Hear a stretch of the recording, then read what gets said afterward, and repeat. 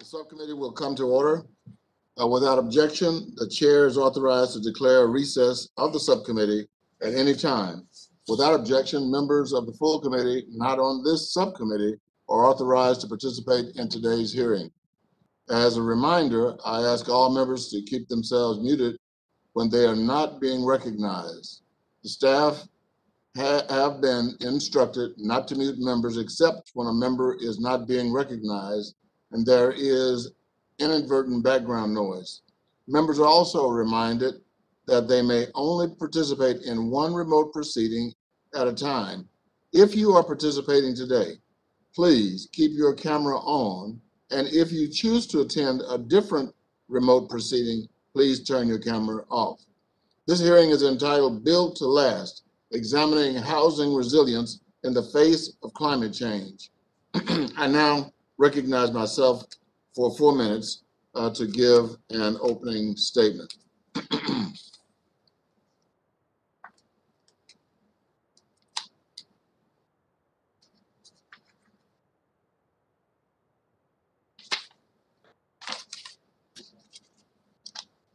Today, we will examine effects of climate change on America's housing infrastructure, and within the jurisdiction of this subcommittee, the role of the federal government in mitigating, responding to, and recovering from weather events. Climate change is the biggest existential crisis of our time. Scientific data demonstrates that the average global temperature is trending upward and that more record-setting or near record-setting temperatures are likely on the horizon. According to the National Oceanic and Atmospheric Administration, last year was the second warmest year on record, behind 2016, and 10 of the warmest years on record have occurred since 2005. Rising global temperatures associated with widespread changes in weather patterns, and scientific studies indicate that extreme weather events such as heat waves and large storms are likely to become more frequent or more intense with human-induced climate change. The federal government estimates the occurrence and cost of weather and climate disasters, and last year set a new annual record for disasters with 22 weather or climate disasters in the United States exceeding $1 billion in losses. 2020 was the sixth consecutive year in which 10 or more billion-dollar disasters have impacted the United States. As people in every state and territory in the United States remain concerned about climate change impacts, the impetus is on federal policymakers to be diligent in supporting resilient and prepared communities and to prioritize areas that are most vulnerable to climate risk, including low-income neighborhoods and communities of color. We will talk about more of that when we get into the question and answer period. And now I would like to reserve one or present the ranking member for 1 minute. But before I do, I want to just thank Ranking Member Stivers for the opportunity to work with him over the past few years. He's been on this committee since he was elected to Congress. I have enjoyed working with him. I'd like to thank him for his civility and his decency.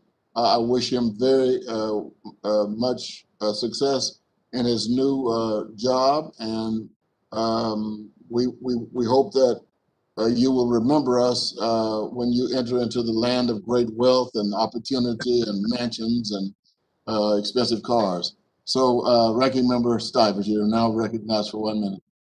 Well, thank you, Chairman Cleaver. I appreciate you calling this hearing today, and I appreciate a chance to chat with you. As you noted, on a personal note, it's a bittersweet moment for me because this is the last hearing as ranking member of this subcommittee before I leave Congress in a couple weeks. And as I reflect on my time in Congress, I'm proud of the work we've done together, and there's a lot more that I hope that all of you will continue to work on. It's been an honor to work with you, Mr. Chairman, and the members of both the majority and minority. I've enjoyed working with everybody. And the good news is I'm just taking another job. I'm not dying, so I'll still be around and plan to be in Washington a decent amount, and I still care about these issues. Getting back to the topic of today's hearing on resiliency, I think it is important that we tackle the issues of making our housing stock as resilient as we can from natural perils. And I think it's really interesting to note that Congress has enacted 2 5-year reauthorizations of the National Flood Insurance Program since 1994, only 2, once in 2004 and once in 2012. There have been 16 short-term extensions since 2017, and I hope my colleagues will work in a bipartisan manner to actually get something done. I know last year we negotiated a bipartisan bill that came out of this committee but didn't advance. And so I am hopeful that you'll continue the bipartisan efforts around resiliency. And the big part of that in this committee is the National Flood Insurance Program. And there's a lot we need to do that I plan to talk to our witnesses about. We need to do a better job on the mapping. 3D mapping is an imperative if we're going to figure out how to deal with resiliency. And we have to figure out how to deal with claims that are filed multiple times on the same property. And I think be some ways to deal with that. I think mitigation is so important, and the mitigation efforts are really as important as what you do inside the flood insurance program itself. So I hope my colleagues will keep these issues in mind. There's a lot to do moving forward, and I look forward to being an outside ally that you can count on to continue to make things work and move things forward. I look forward to hearing from our witnesses today, Mr. Chairman. Thank you for your civility. Thanks for your great partnership. And I look forward to working with you from the private sector. Maybe I'll be wearing a better suit, but I look forward to working with you in an ongoing basis. Thank you. I yield back. Thank you, General Stivers. The chair of our overall committee, the Financial Services Committee, full committee, is not here at this moment. But I want to make sure all members know that whenever she arrives, after the speaker, who may be recognized at the moment, I will recognize the ranking member for such time as she may consume. And now let's get on with the introduction of those who are going to be with us today as witnesses. Let me give Al Green, member Al Green, the opportunity to introduce our first witness. Thank you, Mr. Chairman. I greatly appreciate this opportunity. Our first witness is a former city council person who went on to be a state senator, who is now a county commissioner, who is very well learned and knowledgeable about these issues associated with CDBG-DR. And I'm honored to introduce and present to everyone Commissioner Rodney Ellis. Thank you, Congressman Green. Yeah. Let me introduce all of the witnesses, and then we will move toward the question and answers after the chair comes in. We have also with us today Arananda M. Gardo Obert, Mr. Andrew N. Mayes, the Commissioner of the Connecticut Department of Insurance on behalf of the National Association of Insurance, Shelley Potacha, Chief Climate Strategist, and Stephen Ellis, President of Taxpayers for Common Sense. We will proceed with the statements, beginning with Commissioner Rodney Ellis. Thank you, Chairman Cleaver, and a ranking member, Stivers as well, and distinguished members of the subcommittee. Thank you, Congressman Al Green, for your friendship over many years. I'm proud to testify today. I am Rodney Ellis. I represent about 1.1 million people in the third largest county in the country. City of Houston is our county seat. We have a total population of about 4.6 million people in our county. Harris County residents have long dealt with flooding and natural disasters due to our location near the Gulf of Mexico, our flat topography that barely rises above sea level, However, climate change is now adding a new level of urgency by increasing frequency of extreme weather events. In 2017, Harvey devastated this region. This hurricane dropped more than 50 inches of rain in some parts of Houston, causing more than 100 deaths, resulting in $125 billion worth of damage in the Gulf Coast region. Our residents are still dealing with the impacts of Hurricane Harvey. According to a University of Houston study, nearly 20% of the residents who were displaced by the storm are still in temporary housing. Natural disasters such as Harvey exacerbate pre-existing structural inequalities. A study by Rice University and University of Pittsburgh found that between 1999 and 2013, natural disasters increased Houston's racial wealth gap by $87,000. Time and time again, the poorest neighborhoods in Harris County are the hardest hit during storms, floods, and other natural disasters. But they receive the least amount of resources to recover, rebuild, and build resiliency against the next flood. The federal cost-benefit ratio flood standards for mitigation projects are based on property values rather than historical impact and ability to recover, which means low income, oftentimes Black and Hispanic communities like Fifth Ward, where Congressman Mickey Leland and Congresswoman Barbara Jordan hail from, have been passed over for federal funding for years, despite extreme flood protection in the area. This creates a cycle where those in higher income neighborhoods get access to funding for new projects, while certain neighborhoods continue to suffer from disinvestment.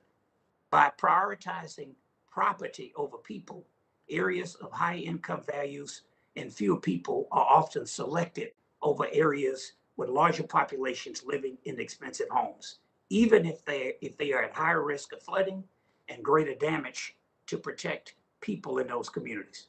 The state of Texas receives $4.2 billion from the Department of Housing and Urban Development Community Block Grant Mitigation Fund, which is administered by the state through our General Land Office to address infrastructure and build and implement structural and non-structural projects, programs, and partnerships that reduce the risk and impacts of future natural disasters. Although my county is very grateful for the sizable federal investments, there are significant shortcomings in the administration of these programs, both at our level, on the state level, and the federal level. On the CDBG block grant discovery programs, an Urban Institute report found that implementation challenges and slow timelines are a problem. On average, programs took about 4.7 years to complete across all activity types and 3.8 years to complete across housing activities. This is reflected in several year delays at the General Land Office in Texas for disbursement of funds to Harris County. The slow response from the state's GLO to allocate and disperse funds means that communities are desperately waiting for help to rebuild their homes and lives years after Hurricane Harvey. Reducing the risk of harm from future flood requires bold control of infrastructure, policies, and regulations. Following Harvey, we successfully advocated on the county level for equity guidelines on how we disperse flood infrastructure and recovery projects. We passed a $2.5 billion bond package, which was approved by our voters in 2018. When we prioritize the most vulnerable, our investments create a bigger impact and bring more benefits to more people. As my written testimony has outlined, there are many challenges on the road to full recovery from Hurricane Harvey and preparing for future storms that we know will come more frequently. But there are steps that this subcommittee and HUD can take to support communities like Harris County and all across our country. The Texas Government General Land Office needs more oversight. So do we. It's a good thing for you to come back and ask, what are we doing with the money you gave us? To provide more transparent, comprehensive information on the approach that money is being dispersed through CDBG block grants. Mr. Chairman, I'll just add, I'd like to submit a letter to the record as well from my housing office. I'll be more than happy to answer any questions. Thank you. Without objection.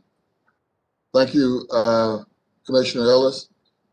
Next, we have with us Ms. Adriana Ardonu Godo Aubert, And I apologize, would you please, just to help me, pronounce your name as you begin your comments? Certainly. Chair, ranking members, and other members of the subcommittee, thank you for the invitation to testify. I am Ariadna Godreau-Aubert, founder and director of Ayuda Legal Puerto Rico. Since 2017, we lead legal support and advocacy efforts around disaster recovery in the island. Almost 4 years of disasters bring us closer to a climate, housing, and infrastructure crisis that threatens the possibility of life in Puerto Rico. 12% of the population has left in a decade. 24% of our people lives in high to high medium risk zones. Addressing effective disaster planning and response, affordable and resilient houses is urgent. Families who were not able to access FEMA, who were turned down or neglected by Tu Hogar Renace, a STEP program, were brought into the Repair, Rebuild, and Relocate CDBGDR program administered by our local Department of Housing. Between July 2019 and January 2020, 27,000 families applied. As of today, only 900 houses have been repaired and 45 rebuilt. A new hurricane season starts in 26 days. We need disaster assistance to arrive quicker. We need guidelines to ensure coherent planning, equitable access to funds, displacement minimization, and participation. We need flexibility. Disaster assistance should not be a blind bet on possible outcomes, but a strategy towards sustainable recovery. And federal and local governments share the responsibility to lead survivors to resiliency. We need CDBGDR to be permanently authorized. The wait for allocation notices is excruciating. Mitigation funds destined to PR were made available almost 24 months after the appropriation. Permanent authorization could also deter political actions to delay funds, such as those experienced by Puerto Rico and that were grounded on a complete disregard for the lives of 3 million people in the island. Permanent authorization could pave the way for agility, for model policies. It could provide a core set of guidelines to stop what's happening in Puerto Rico, where significant restrictions are locally imposed. Title clearance should never be a condition for disaster assistance. Half of the people in Puerto Rico lack a formal title. While local laws do not require a deed and federal disaster regulations provide a broad definition of ownership, FEMA's incorrect interpretation excluded 77,000 families from receiving assistance. Ayuda Legal drafted an alternative title declaration, and we advocated for FEMA to stop barring assistance, and we won, but it was too late. FEMA's reluctance to notify applicants about their right to appeal and use the declaration placed on the backs of nonprofits the responsibility to let survivors know about these rights, and we couldn't do it. Later, the local Department of Housing decided to require titles to repair, rebuild, and relocate using CDBGDR funds. Thousands of applications were transferred to an unnecessary, vague, and costly title clearance program, delaying evaluations for months and years. Eventually, we attained an executive order waiving title requirement to repair and rebuild. Yet, the Department of Housing requires title to relocate. With $1.1 million dispersed, only 2 titles have been registered. Proof of title has been an obstacle in California and North Carolina as well. Recovery processes would benefit from clear and inclusive definitions of ownership. Title issues will not be solved by disaster programs or legal aid. They require policy changes at local levels. Guidelines could also prevent displacements. Despite of mitigation funds, our CDBGDR plan has an across-the-board prohibition to rebuild in flood zones. These families in flood zones are only able to relocate. These relocations are never voluntary. 4 years after a disaster, a low-income family without a safe dwelling would have no choice but to relocate if the alternative is to receive no aid at all. We need sensible relocation policies that account for the needs, wants, and human rights of communities. Relocation should never be the first option. We need mitigation and anti-displacement policies. Mitigation can be effective, save funds, and address climate change.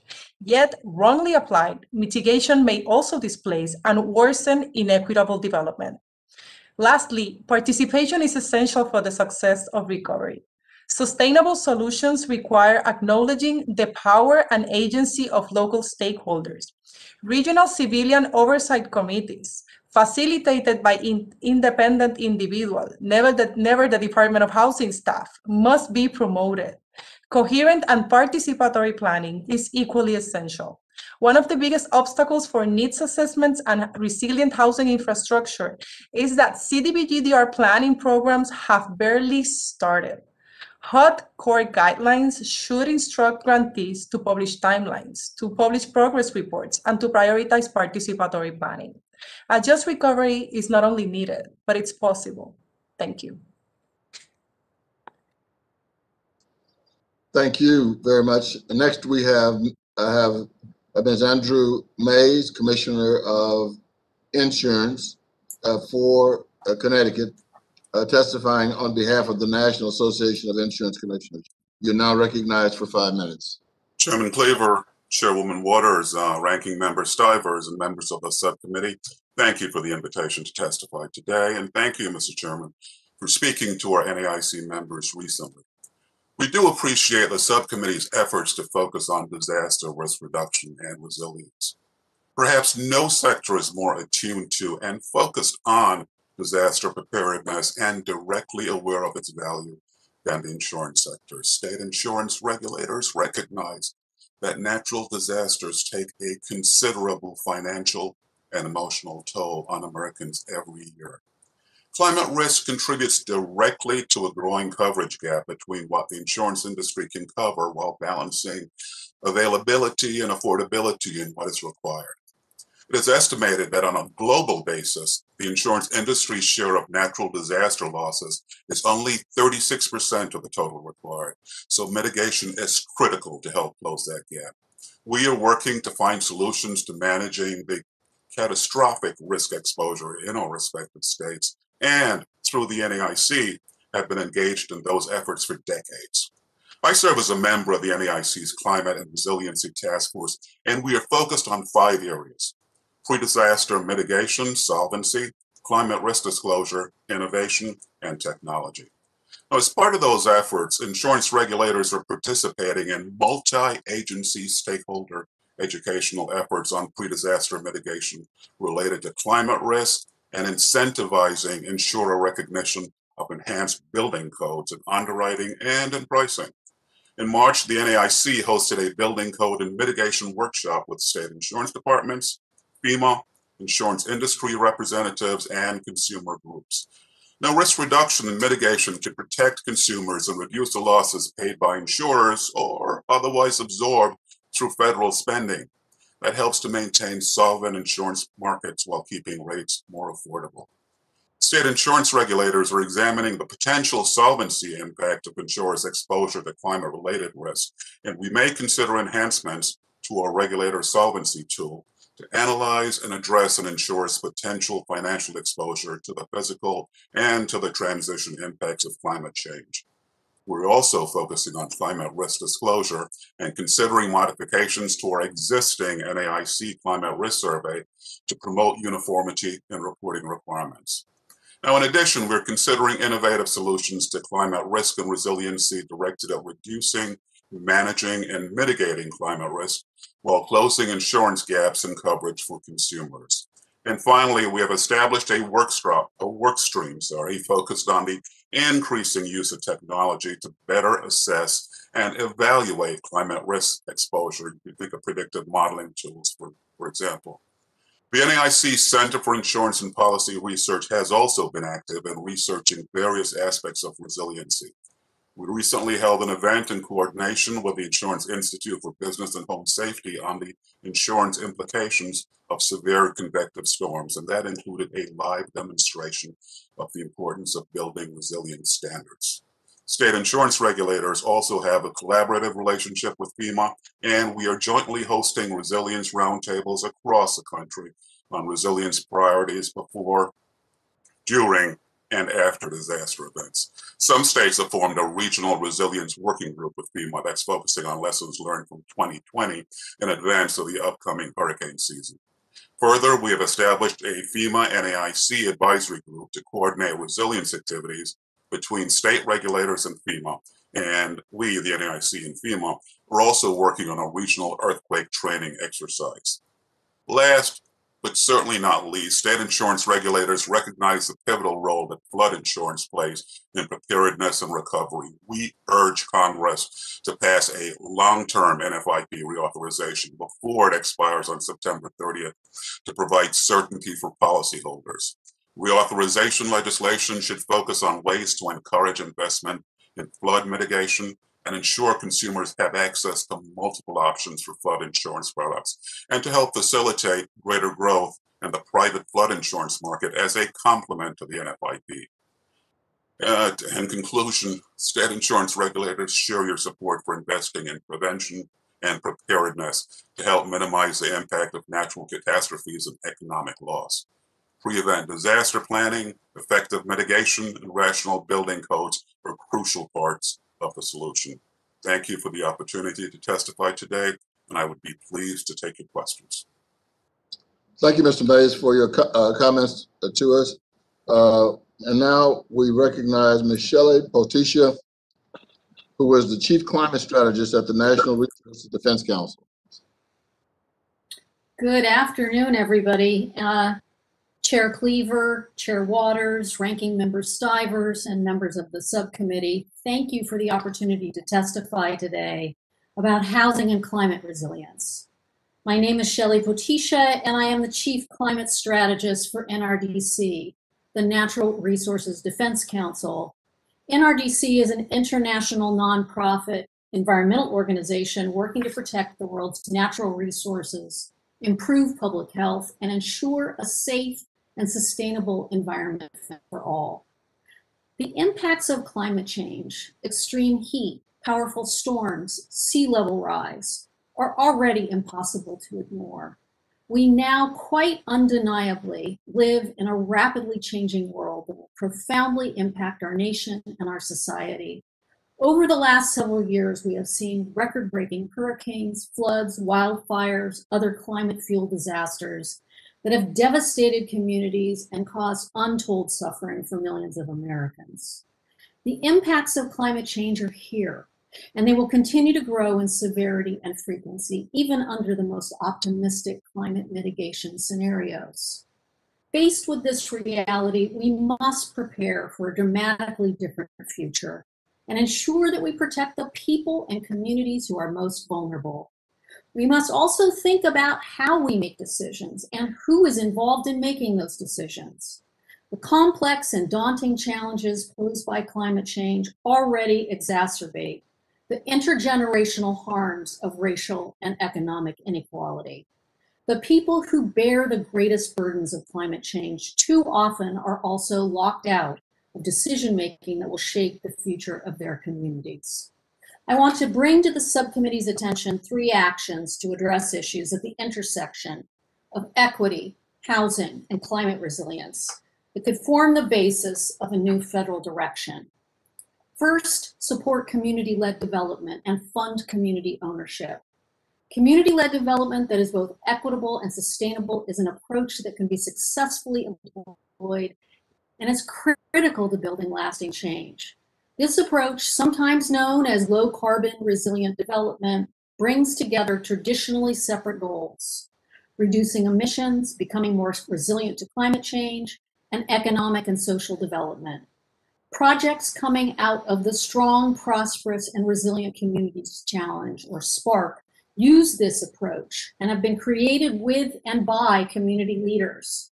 They promote equitable transit, housing, green infrastructure. They safeguard against displacement caused by gentrification, and they stimulate local microeconomies. SPARK can provide a model for a more resilient future. Second, in addition to fully funding CDBG, which targets historically disadvantaged communities of color with vital resources and technical assistance, Congress also needs to permanently establish in statute the Community Development Block Grant Disaster Recovery Program and use it to model community-led low-carbon development. Because CDBG-DR is not permanently established in statute, each new authorization and appropriation requires HUD to go through a lengthy and time-consuming process of drafting and approving a new set of regulations. The result is at best a months-long delay between qualifying disasters and delivery of assistance. Why not embed the principles of community-led, low-carbon resilient development into a permanent CDBG-DR and raise the bar for recovery going forward? Finally, reform the National Flood Insurance Program. I urge the committee to quickly move forward to reform the National Flood Insurance Program. Much more than an insurance program, NFIP serves as a critical source of information for individuals and communities about flood history and flood risk. The right reforms could allow NFIP to be a linchpin in our efforts to cope with the growing problems of flooding and sea level rise that result from climate change. But currently, it's a liability.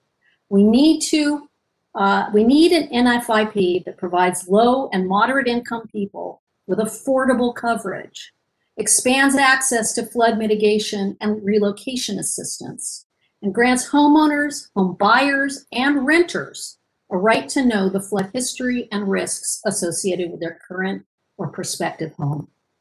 President Biden's Americans Job Plan will create good-paying jobs and build, preserve, and retrofit millions of homes to be more affordable and resilient. These are important steps toward building a more just, equitable, and climate-resilient future. Your committee can take it even further and make it sure to be the direction going forward. I thank you for the opportunity to speak before the subcommittee today. Thank you, Ms. Patricia. And finally, we have Steve Ellis, who is president of Taxpayers for Common Sense. Mr. Ellis, you have 5 minutes. Thank you. Good afternoon, Chairwoman Waters, Chairman Cleaver, Ranking Member Stivers, members of the subcommittee. I am Steve Ellis, president of Taxpayers for Common Sense, a national nonpartisan budget watchdog. Thank you for inviting me.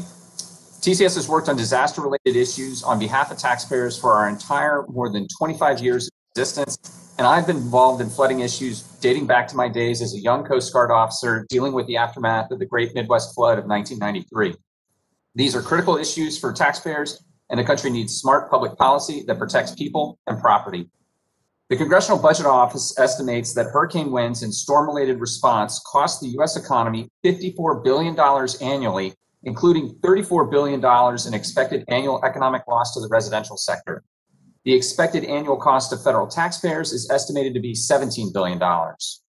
From agriculture to defense to transportation, climate change impacts our entire federal budget, but no area of spending so directly mirrors the escalating climate change crisis as disaster spending. On a cost-adjusted basis, billion-dollar disasters in the U.S. have increased from 2.9 per year at an average cost of $17.8 billion in the 1980s to 16.2 disasters per year at an average annual cost of $121.4 billion from 2016 to 2020. The Congressional Budget Office puts it rather succinctly. Climate change increases federal budget deficits, and that investment by the government or others in various types of mitigation or adaptation efforts could reduce the cost of climate change. One other truism of disasters is that they have a disproportionate impact on poor and minority populations. In many cases, these individuals don't have savings to rely on while they rebuild. They may have lost their transportation to work, and their place of business may have been destroyed as well. Because of historically discriminatory policies or a need for lower housing costs, these individuals are often situated in less desirable, more vulnerable, higher risk areas. They may not be able to repay loans made available after disasters or provide sufficient funds of their own to tap federal programs.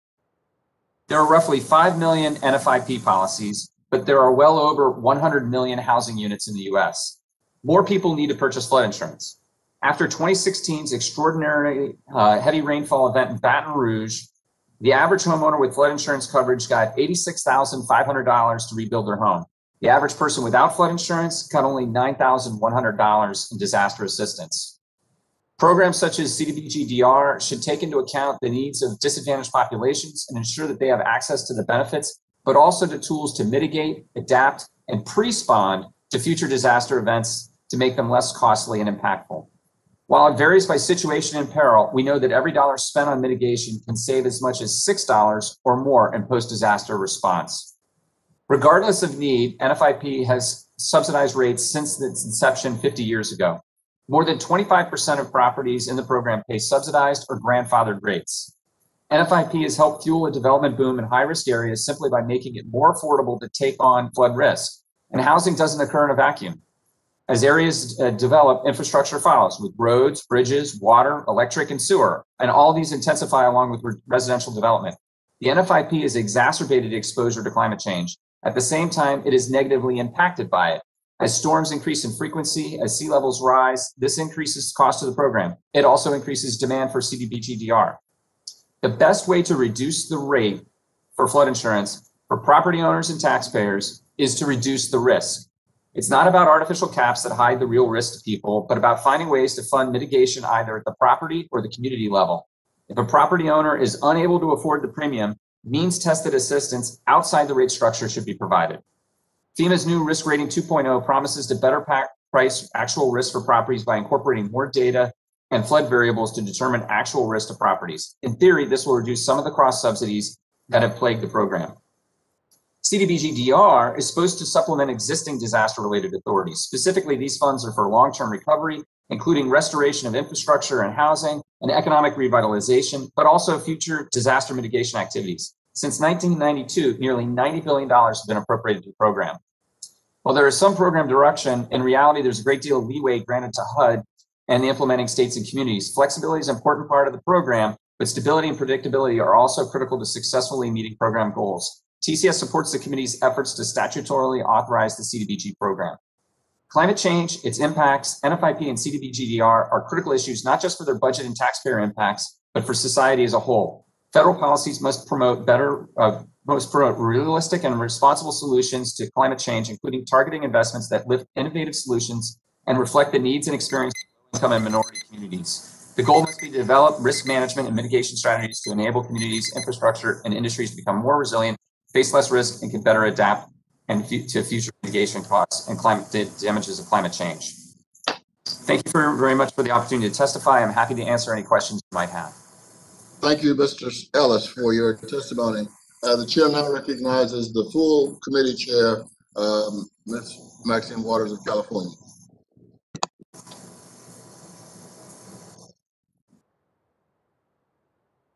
We on? Yeah. Thank you very much, Chairman Cleaver, for convening this hearing on the need to improve the resiliency of our country's housing infrastructure in the face of climate change. In recent years, the United States has experienced more frequent and intense natural disasters attributable to climate change, displacing tens of thousands of people and costing hundreds of billions of dollars in damage.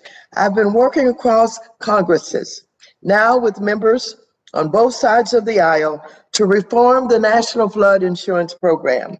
And I'm looking forward to passing further reforms, as well as making a significant investment in our nation's affordable housing stock by passing the Housing is Infrastructure Act as part of President Biden's American Jobs Plan. So I want to thank you so very much for the attention you're giving to this issue, and I yield back the balance of my time. Thank you, Madam Chair. We will begin now with questions, and I will kick off the questioning.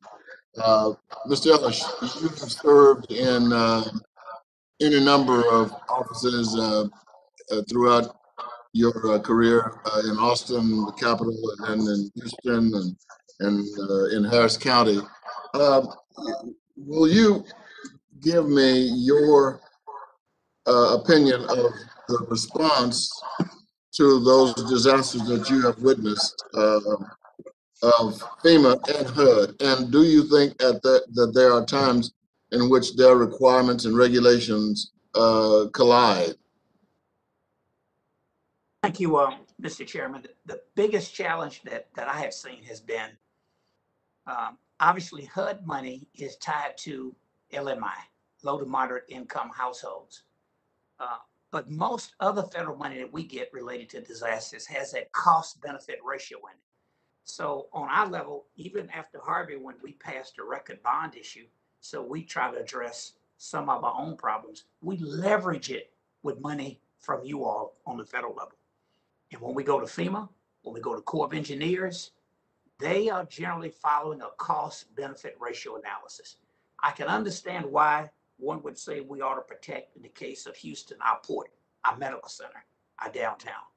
But even my rural communities and counties I talk to around the country, that cost benefit ratio language is such a big problem. So that means in Houston, we spend all our time chasing federal dollars. Most of it for mitigation has that cost benefit ratio language in it. So even when you give us money through HUD to rebuild these communities, they're the ones that flood first. There's some rules that have come through our general land office, this limiting the size of bedrooms. So in the neighborhood I grew up in, it was a 2-bedroom home, 5 people in it, 1 bathroom. They expanded it over time. If that house had flooded under GLO's rules, they would say if there are only 2 people left in the house, you can't go back and do a 3-bedroom home. You can only do a 2-bedroom home. So some low-income households decide, I'll live with the mold. So in the case of my parents, because of discrimination, they had to move into a poor Black neighborhood to get federal guarantee. So the only wealth that my 99-year-old father had to pass on to, in my case, my sister, was his home. That's a real challenge. We appealed it to HUD. Previous HUD administration denied it. The city of Houston decided to take local funds to make up for that extra bedroom for many of those low-income communities. But that's a big problem. So we're hoping with you all's help and maybe with the new leadership at HUD, we can get that changed. But cost benefit ratio, I can't stress it enough, is the biggest challenge I've seen. Excuse my interruption, but Commissioner, I called you Senator, but Senator Commissioner, can you? I mean, why did HUD deny? I mean, what was the rationale that they gave you? Yeah, the best analysis that I can come up with is they were thinking if you have a limited amount of money, you could spread it out to more households. When we talked to them, that was their rationale. So we said, we will take other federal money to make up for it. I know those low-income communities. Mr. Chairman, you know some of them haven't gone to Prairie View. And I also, like my dad's, if he flooded, he would just live with the mold instead of give up that extra bedroom and bathroom because that's his only wealth to pass on. So it's been a big problem. And HUD told me they hadn't seen that anywhere else in the country. They've not required it. I just think that the land office was trying to be protective, but sometimes we in government want to offer more help than people are willing to take it. Hey, don't worry about the title. Just call me Rodney. That's what they put on the ballot. That's what I've learned. Thank you for being with us, Senator Rodney.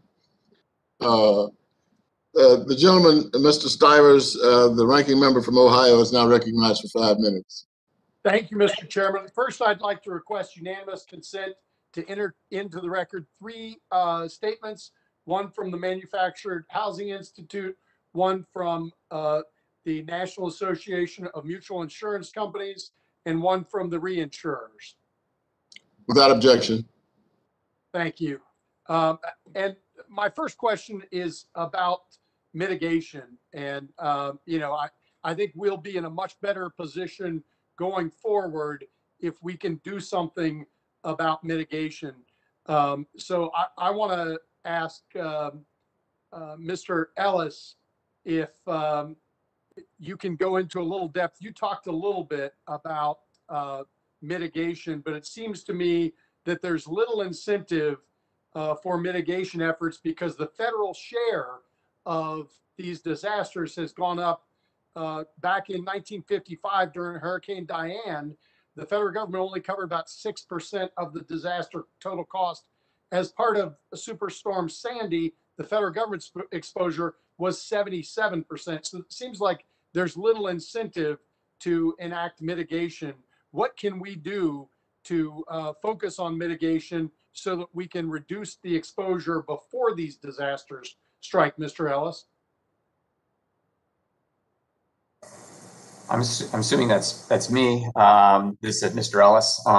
So yeah, that's you. Yep. All right, just making sure. So you're absolutely right, Congressman, that the share of federal share of disasters has grown dramatically, and it's even more recent than you mentioned, Diane. As recently as Hurricane Hugo in 1989, less than 30% of the total cost was borne by the federal government. So it is skyrocketed in the recent decades. And certainly part of it is having the enticement of pricing. And we get into this about flood insurance, particularly, and about artificially lowering rates. It serves as a disincentive to mitigation. And we recognize that, even if you have a lower rate, the flood doesn't think you're in a different floodplain. It floods you just like what your real rate would be. And so essentially you want to make sure that people have incentives to mitigate and that there are opportunities and instruction for mitigation as well. And so those are really critical elements. But if you flood with cash, then you need to make sure you're directing that cash in the appropriate ways. Thank you. And one follow-up question, Mr. Ellis. The National Flood Insurance Program statute requires that FEMA set premiums based on the risks involved, but the National Flood Insurance Program still uses the same rating methods they've used for the last 50 years. I know that FEMA is doing something to address this, and I'm curious, what kind of technology should they use, whether it's 3D mapping or other things, as they address the real risks involved to charge actuarially sound premiums? Thank you, Congressman Stivers. Yes, that is true that FEMA is using basically the same methodology that they've always used on NFIP, but they are doing, as I mentioned in my testimony, risk rating 2.0, trying to take in increased data. I think that everybody on the panel and in the committee can agree that the mapping needs to address, needs to be better. It needs to use better technologies and more up-to-date technologies. And then we need to communicate that risk to people, because right now there's many cases where people don't really even recognize the level of risk that they face. And so you want to that's one tool of risk communication. And we've seen states like North Carolina, for instance, that have gone leaps and bounds beyond what FEMA has been able to do to provide that information to homeowners, where they can understand not just their relative risk, but their future risk from even storm events as they're occurring. And one follow-up question. One of the biggest problems in the National Flood Insurance Program is the multiple claim properties. How should we deal with properties that have had 3 or 4 claims? What should we do to move forward? Because that appears to be one of the biggest problems in the system.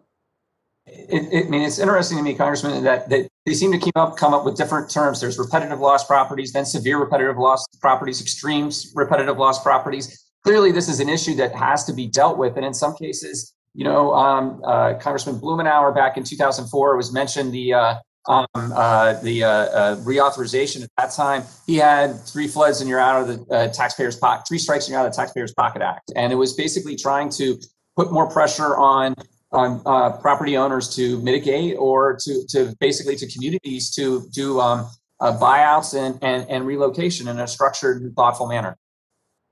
Thank you. I yield back, Mr. Chairman. Maybe we'll do a second round. I've got lots more questions, but thanks for the time. I yield back. Thank you, Mr. Stivers. The chair now recognizes Chairwoman Waters for 5 minutes. Oh, thank you very much, Mr. Chairman. I do appreciate that. I'm going to direct my question to my old, longtime friend, Commissioner Ellis, politician par excellence. Thank you for being here today. I heard what you voiced your concern about, and that sounds as if it's just, bureaucracy with a lack of understanding about how to treat, the support that they give to families and their homes following a hurricane or a disaster. And that's kind of bureaucracy at its worst. But I want to ask you a little bit about what I experienced when after Hurricane Katrina. I worked to hold St. Bernard Parish accountable and ensure federal housing funds would not be used to enact a discriminatory policy that prohibited the construction of multifamily housing post-Katrina. Policies such as blood relative ordinance, I don't know if you've ever heard of this, that prevented St. Bernard Parish homeowners from renting to anyone who was not a blood relative. In the aftermath of the various disasters and weather events in Texas, how has Harris County worked to prevent a desperate impact on communities of color that are seeking to rebuild and recover from natural disasters? Yours didn't sound like necessarily discrimination. It just sounded as if it was uninformed, ill-informed individuals that handle the policy following a disaster. Have you seen any signs of direct discrimination? Chairwoman, thank you for the question and your years of leadership. I went to Xavier, New Orleans, so I'm well familiar with some of those schemes that were going on in Louisiana. In Texas, at the end of the day, that smaller bedroom policy has had a disparate impact on communities of color. I don't think the intent had anything to do with someone being black or brown, but the effect has, because it's been those neighborhoods that have done it the most. I would encourage you all in Congress to make sure you give us the oversight, ask the hard questions. I think HUD, they sent all kinds of smoke signals to the state saying, ditch that idea. But they didn't want to step in and make them do it. Just the respect, I guess, for local control, which I'm for, other than I'm all for states' rights until the state's wrong. I have a problem with it. But it would be well worth looking into what we do. And Congresswoman, so much of what we do on the mitigation front, despite all of the great money that comes from HUD, most of the money in our region for mitigation, to rebuild, to protect the housing investment has come through FEMA, the Corps of Engineers. And we all spend our time with our money chasing other federal dollars where that cost benefit ratio comes in. How we get rid of it, my colleagues up on the county level, all sides of the aisle tell me we ought to ditch it. Protect your downtown, your airport, but just recognizing more value over somebody's wealthy home, the house I live in now, instead of the house I came out of, just defies life. Well, thank you so much. I am very pleased that Mr. Cleaver, Congressman Cleaver, is taking such a leadership on these kinds of issues. I will do everything that I can to support him, and we really want to do it right.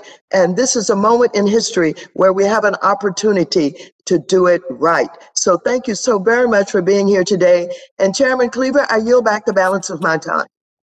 Thank you, Madam Chair. The gentleman, Mr. Posey from Florida, is now recognized for 5 minutes. Thank you, Mr. Chairman.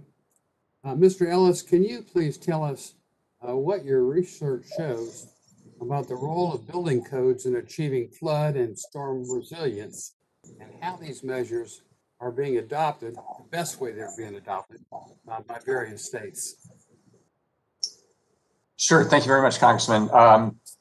So building codes are critical to basically to resilience and to having resilient housing. And it's something that, while it is a state issue and it's something that needs to be determined at the state level, we can use strings from the federal government as far as encouraging stronger building codes, encouraging better building back after disaster. And so, nobody has to take the federal dollars if they don't want to, but that's critical because taxpayers are investing in these areas. And so you want to make sure that those investments are protected and that all those people are protected. We're not doing anybody any favors if we're subsidizing construction that isn't actually going to be protective when inevitable disaster strikes. Also, Mr. Ellis, our federal response to flooding is scattered over several agencies: the Corps, FEMA, NRCS, and during disasters, even HUD. Do you believe we could benefit from a cross-cut flood mitigation budget that allows Congress to see how the different agencies contribute to flood solutions and pick the best responses and pare back on the less effective programs? Well, Congressman Posey, I'm all about more budget data being available and being able to understand how $4 trillion is being spent, across the whole federal budget. So certainly in this area where it's very critical and we throw a lot of money post-disaster, it is really important to understand how those funds are being allocated. And we do have different stages in disaster response. You have the disaster relief fund that kicks in right after a disaster. You have the Corps, once they get that, they have additional funds right immediately, and then they often get more funding and supplementals, and then similarly to HUD. And so understanding how that money is being allocated, one, it increases confidence of the taxpayers that their money is being spent wisely. And that's critical because we're appropriating such huge sums. And so I think something like that would be a tremendous asset to Congressman Posey. Thank you very much. Commissioner Ellis, flood hazard mitigation projects hold the promise of preventing flood damages. And so adapting properties to reduce flood damages, building flood control projects, and even moving people out of harm's way can all help. Please tell us how Harris County approaches the flood mitigation and share with us how we could encourage others to maybe do the same thing. Thank you, Congressman. We've done two things in Harris County that I think the rest of the nation should look at. One, with the money we put up, we did come up with equity guidelines on how we're going to spend the money. It's challenging following them because we can't attract as much federal match as we'd like to. The other thing we did was we probably passed the strictest building standards in the country. Now, my county engineer says they're the strictest, but I was in Florida at a conference and a colleague challenged me on that. We call it Atlas 14, but you got to build them higher. Now that we know, a 500-year flood, I'm 67, and I've lived through 3 500-year floods in the last 10 years. But it does drive up the cost of construction, but it was the right thing to do. And then we tied funding to partners, other cities, surrounding counties, to adopting the same building standards. And so far, most of them have done that with strong bipartisan support. Smart, thank you. Mr. Mace, you represent our state insurance commissioners. Can you assess for us how an enlarged role for private flood insurance regulated by the states could improve our nation's flood insurance, and how we should resolve the repetitive loss properties in moving to an enlarged private flood insurance presence compared to the NFIP? Thank you, Congressman. Appreciate the opportunity to discuss this. And by the way, if I could also say that mitigation, just to throw my 2 cents in here, is something that we as state insurance regulators are very concerned with, that we're very supportive of. It's like my father used to tell me, you gotta fix a roof before it starts raining. But we do think there is a significant role for private flood insurance. And we do look at the NAIC, we have been collecting data, and the role of private flood insurance has been increasing. We do look forward to working with Congress to enable an even greater role for private flood insurance. And one way to do that, for instance, is with the NFIP. If you enable people to leave without losing their subsidies, so they can test the market, or if they're able to get, as I think is proposed on bill, get a refund for the time that they left the NFIP. All of this will help and improve the attractiveness of private flood insurance, and I think overall reduce the cost of insurance. Well, thank you so much. My time has expired, and I yield back, Mr. Chairman. Thank you. The gentlewoman from New York, Ms. Velasquez, is now recognized for 5 minutes. Thank you, Mr. Chairman. Thank you for this timing meeting. Ms. Gaudreau, I would like to address my first question to you. Puerto Rico's CDBG-DR action plan has an across-the-board prohibition on rebuilding in flood zones. What type of problem does this present to LMI communities? What alternatives are there, and what would be a sensible relocation plan look like? Thank you, Congresswoman Velasquez, for the chance to answer this question. Different from other jurisdictions, Puerto Rico is an island. So the impact of climate change, sea level rise, has a very direct impact on the people living, particularly in flood zones in coastal zones. These communities, for several historic reasons, going back to slavery, are low-income and Black communities, which are deeply affected by across-the-board prohibitions. We're talking about 250,000 homes that are in flood zones in Puerto Rico. Relocation is not possible within the geography of Puerto Rico if we don't have a sensible relocation policy that, for example, includes an inventory of the available housing, that includes or that eliminates the discrimination against people with formal titles, which is almost half of the population, and that also accounts for climate migration, not only in the short term, but also in the long run of the island. Thank you. And Ms. Gaudreau, as you mentioned in your testimony and your previous answer, 69% of the inhabitants of Puerto Rico are homeowners, yet many lack formal titleship, which makes it more difficult for them to access FEMA aid. How was your organization able to help homeowners overcome their lack of formal title? FEMA denied approximately 77,000 applications of families in Puerto Rico. So neglected assistance snowballs and grows exponentially. What we're seeing right now is that constant discrimination against people with formal title once again hinders the rights of Black low-income communities who, because of access to justice, because of cultural patterns, and because the process is very complex and slow, are not able to access assistance. As I said in my... Let me ask you, what other steps can FEMA and HUD take to help make it easier for homeowners without formal titles to have their claims recognized? FEMA regulations already state a definition of owners that doesn't require registry or a title deed. We need HUD and CDBG-DR programs to adopt this kind of definition. Okay, thank you. Mr. Mays, since 2017, we have reauthorized the National Flood Insurance Program a total of 16 times on a short-term basis.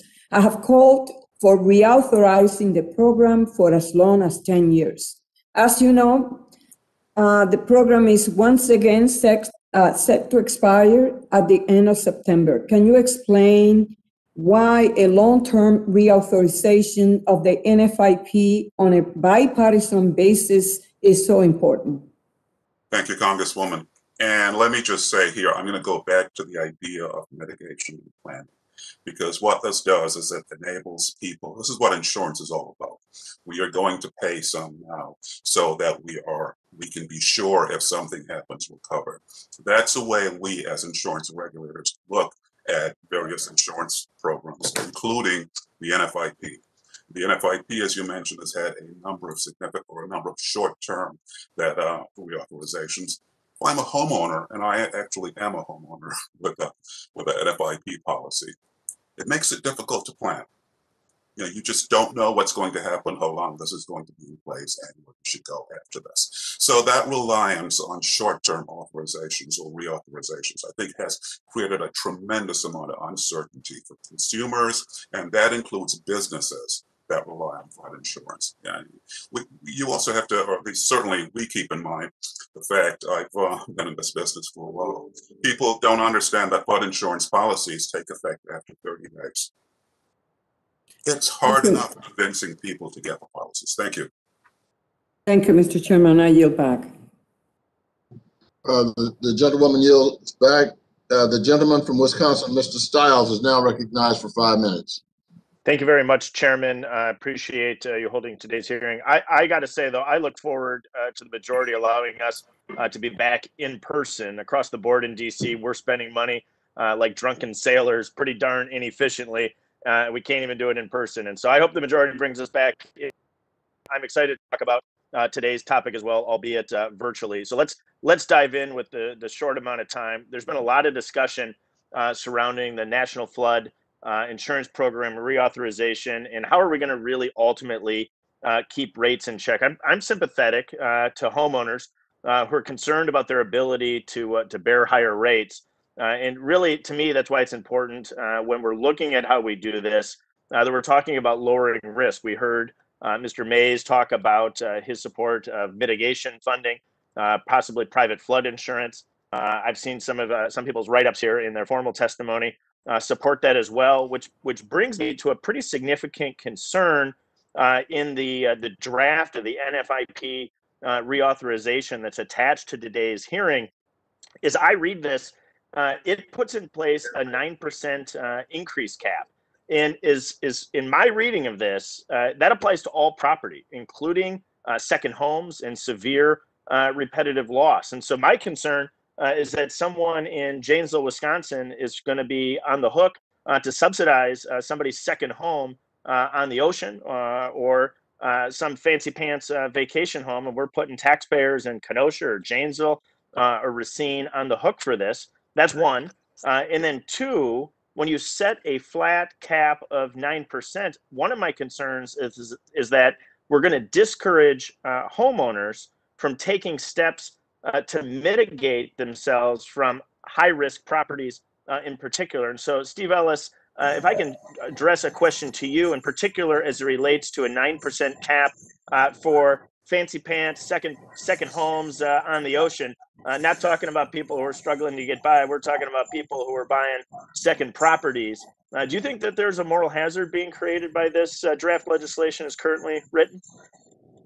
Absolutely, Congressman. I mean, I think that's one of the issues that was true in flood insurance. Regardless, there's some moral hazard issues in not pricing risk appropriately and having subsidies that are already in the program. And I talked about in both my written testimony and here about tremendous cross subsidies that exist, where you have people in, I can't say specifically in Janesville or Racine, but these are counties with lower property values and lower deciles. Actually, the 5 bottom deciles are actually subsidizing properties in the top 2 deciles, and that's documented by the Government Accountability Office. And having a 9% cap, which halves it from what the cap was under the previous legislation, which was 18%, is going to discourage some of the mitigation activities, is also going to stifle the private market, which it would be better for taxpayers to move some of this risk off of the taxpayers and into the private sector, who is eager to take on that risk in many cases. Yeah, we got some beautiful property in the state of Wisconsin. I encourage you to come on up to our state, but I can tell you it's not the pricey property that you're going to get in oceanfront second homes in California along the coast, just from a cost standpoint. So I'm concerned about putting Wisconsin taxpayers on the hook for these second homes along the coast for people that should otherwise be able to bear that burden on their second property. Shift gears slightly. We're talking about the moral hazard, if we can, Mr. Ellis. If we go back and just kind of look at over history, we're seeing a significant shift of this risk to the federal government. In my research, Hurricane Diane, 1955, federal government came in with about 6% of the total cost. You get up to Katrina, you get to 50%. 2008, federal government gets up to 69%. Superstorm Sandy, 2012, we're up to 77%. We can see where the trend line's going here. Can you share a little bit of your view here as to the moral hazards we're putting all this burden on the federal government, what that does from a mitigation standpoint at the individual, at the local, and at the state level? Everybody's got to have skin in the game, Congressman. And if you don't have that, then it is a disincentive to actually do the mitigation, to do the hard work. And we certainly want to see states and communities prepare for these inevitable disasters. We know they're going to occur. And so that we should have a sliding scale of disaster assistance, in our opinion, and then also have strings that are trying to encourage states and localities to have their plans in place and be ready to go right after the disaster ends. I appreciate your feedback, Mr. Chairman. I appreciate you having this hearing. Look forward for all of us to be hopefully in person discussing these important topics in the near future. And with that, I will yield back. Thank you, Mr. Stiles. The gentleman from California, Mr. Sherman, you are now recognized for 5 minutes. Thank you. I guess I'm here just to epitomize beachfront property in California. I think Mr. Stiles has a point that the federal government is absorbing more and more of the cost of natural disasters. But if he thinks that's going to change, I've been here a long time. I've never seen more than a handful of members vote against a disaster relief bill. I've seen some of the most conservative, wouldn't pay a penny for anything libertarians vote for disaster bills. And so it is in our interest to make sure that uninsured losses are kept at a minimum, because whatever uninsured losses there are, if it happens to just 1 or 2 people, they're going to absorb the cost. But if it's a national disaster, it's in the headlines. I don't even think the gentleman from Wisconsin is going to walk to the floor and vote against the disaster relief bill.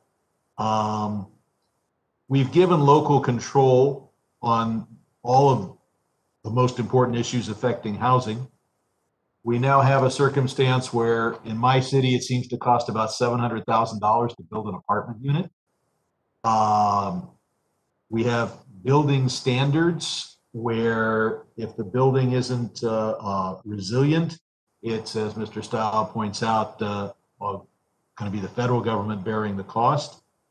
And then finally, in one area that I think is significant enough that we should override local control, and that is the need to have recharging stations available particularly to those who live in apartment buildings.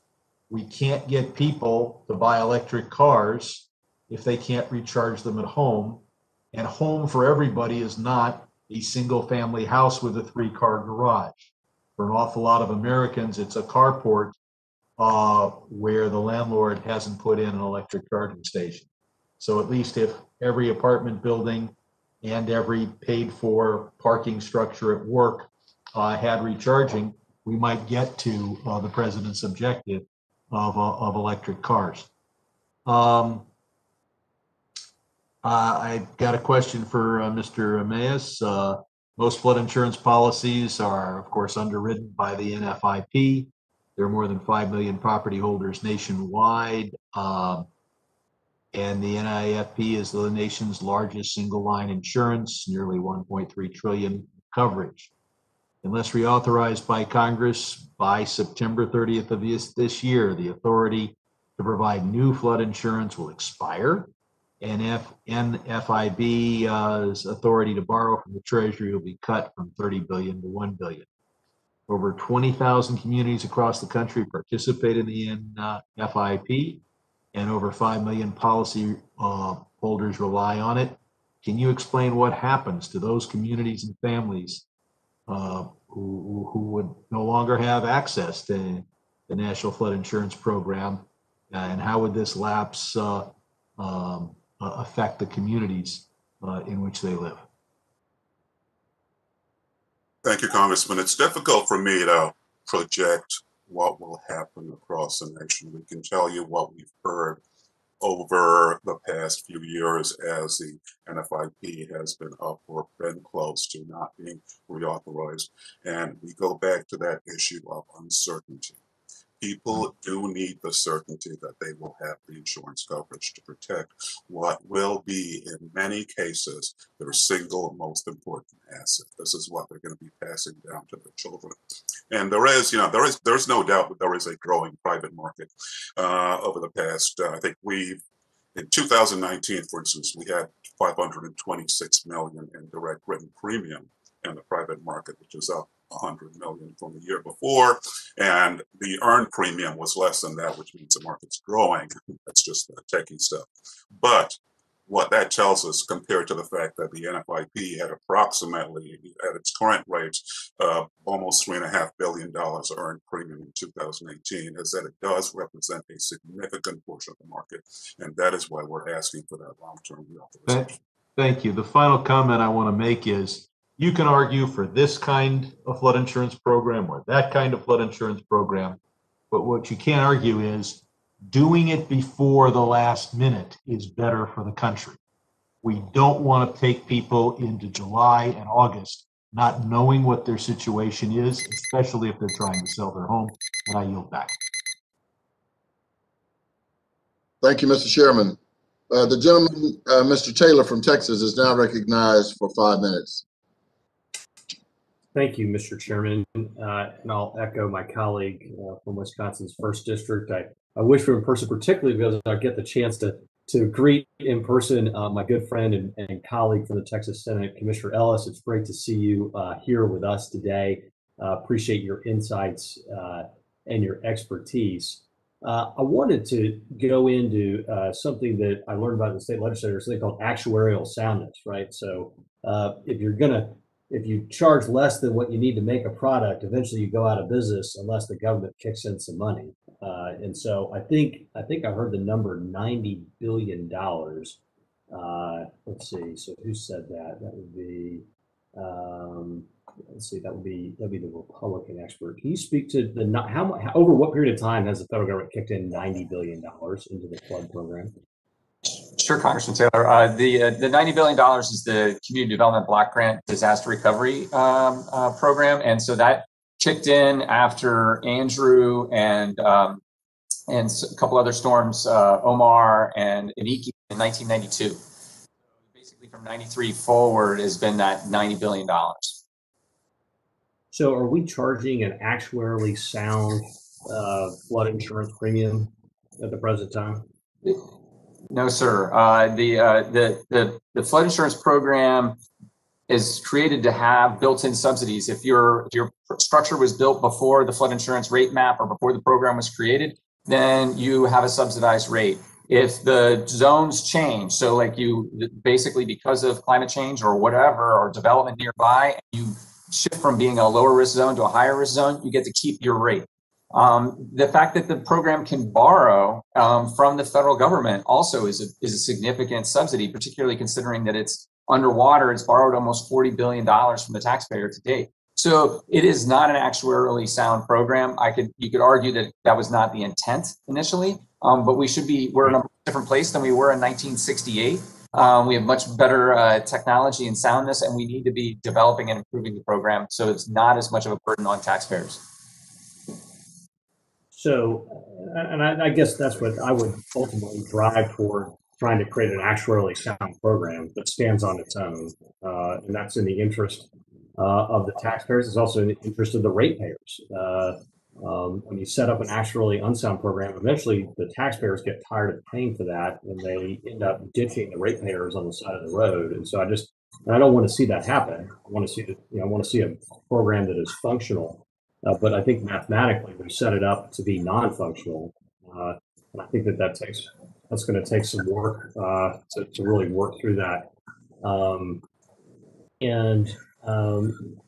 This on Puerto Rico, when I hear about people owning title to properties without clear title, my heart goes out to those people. I mean, that's a really tough spot to be in. And as a former state legislator, I kind of think, gee, like that's something that the Puerto Rico legislature should fix. I mean, do you need a congressman from Texas to go and fix this for you? I mean, I would hope that you guys are working on that in Puerto Rico and you can ultimately solve this problem. Hopefully, in fact, we used the example from Texas to develop the sworn statement and to make the lobbying process for the CDBGR alternative title declaration. What we need is like basic clear guidelines stating and mandating local governments not to require formal titles. As I said, it's basically a waste of disaster aid funds to be using this money to try to push title clearance processes that may last for years and have no results. And I guess my concern is that if the federal government makes it easier for people without clear title to get access, then it disincentivizes your legislature from fixing this problem, which is really, and it's obviously bigger than this, right? I mean, like this is one piece of a much bigger problem because there's the transfer issue, there are property and casualty insurance issues, there are lending issues. I mean, not having clear title, this is a very small piece. Fortunately, I mean, it's obviously enormous for the people that have this problem. And I'm not in any way unsympathetic, very sympathetic to this particular problem, but I worry that if we fix this particular piece of it, okay, we don't have to worry about it. When really, I think it's incumbent on the legislature in Puerto Rico to actually go ahead and fix this. And I appreciate that you've followed Texas as an example. Mr. Ellis, great to see you. Mr. Chairman, I yield back. Thank you. The gentlewoman from Ohio, Ms. Beatty, is now recognized for 5 minutes. Thank you, Mr. Chairman. I'm glad to be here and glad to see everyone on Zoom. And like my colleague, Congressman Style, and I believe Congressman Taylor, I too would like for us all to be in the room. So maybe if everyone gets vaccinated, that would be helpful for our leadership to move us back into that. I'm a big proponent of the vaccination for a whole lot of reasons, mostly based on data and statistics. But with that said, let me thank all of our witnesses for being here today and providing their testimony. My first question is for you, Commissioner Ellis, and thank you for being here and seeing you again. Saw you in our last Congress as you came before our Oversight and Investigation Committee. So we have heard about some of the devastations that have happened across the country. And we know over the last years, we've seen record-breaking floods and fires and hurricanes of untold suffering. And we know that affects the least of us the most. we know that there's a national shortage already of an estimated 7 million affordable renting homes for extremely low income renters across this country. And so the lack of affordable housing disproportionately affects communities of color. The shortage is greatly exacerbated when we have any one of these natural disasters. For example, after the devastation brought to Hurricane Katrina, the housing authorities of New Orleans reported having close to some 2,000 public housing units for low income, and that was 3,000 less than what they had expected prior to the hurricane. So that's why I strongly support Congressman Green's priority for one-for-one replacement of affordable housing units in his CDBG DR proposal. So Commissioner Ellis, can you briefly describe for us any issues that Harris County has had with replacing affordable housing units after Hurricane Harvey? Thank you, Congresswoman, and good to see you again. We've had tremendous problems. Congressman Taylor and I were in the legislature together in Texas, and Texas even has a rule for low-income housing credits that when Congressman Taylor and I were there, your state senator, your state House member had to sign off, and you get credits towards getting low-income housing credits if they signed a letter. And on the Senate side, with Representative Congressman Taylor's support, we got rid of that. But on the House side, we couldn't, and it's a big problem because of the NIMBY issue. In fact, since I'm no longer in the state legislature, I can admit sometimes I would write a letter opposing low-income housing credits and then call the department head and say, you don't have to put your name on the ballot, put it in. And then when they put that in the law, you couldn't stop that. But it's a big problem because of that issue and the fact that most of us around the country rely on the federal government or incentives by virtue of the federal government to do affordable housing. You know, George Floyd is from the CUNY homes right across from Congressman Green's alma mater in mine, Texas Southern University. It initially was not built for blacks. It was for whites only. It's the oldest housing project in Houston. And we got to face issues on what we do there. You can't even have central air in it because it's just so old. But then the challenge is there are plenty of developers who want to take it down. You know, my mentor, Congressman Leland, put in federal legislation with back then Congressman Frost out of Dallas, Congressman Taylor, to block developers from taking over affordable housing near downtown. But it's always a challenge because of the NIMBY issue. I hope that in addition to the legislation you made reference to, that Congressman Green and the chairwoman of Waters, obviously, and you, Mr. Chairman, as well, have advocated, you ought to put some incentives in there to get us to help on the local level. When I was on city council, we put up some money, about 20 million every 5 years in our capital improvement program. I'm hoping my county does that as well. As one of your colleagues made reference earlier, you know, it's all their money, but it's not fair for us to always put it on you. We ought to take some of that heat for affordable housing. And I'm going to stop you because I think my clock is running down, and I want to ask our witness, Ms. Potache, can you briefly explain the economic effects of a national disaster on low-income communities as opposed to a beach town field and with second homes? Shall I continue to answer? Or Yes, why don't you proceed, Ms. Potache, with the answer?